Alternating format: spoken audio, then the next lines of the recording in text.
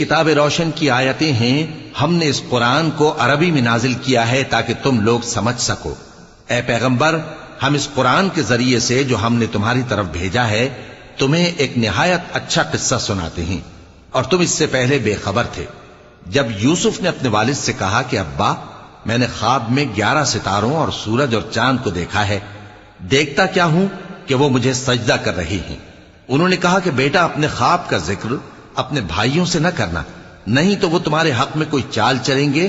کچھ شک نہیں کہ شیطان انسان کا کھلا دشمن ہے، اور اسی طرح اللہ تمہیں برگزیدہ و ممتاز کرے گا اور خواب کی باتوں کی تعبیر کا علم سکھائے گا، اور جس طرح اس نے اپنی نعمت پہلے تمہارے دادا پر دادا ابراہیم اور اسحاق پر پوری کی تھی، اسی طرح تم پر اور اولاد یعقوب پر پوری کرے گا۔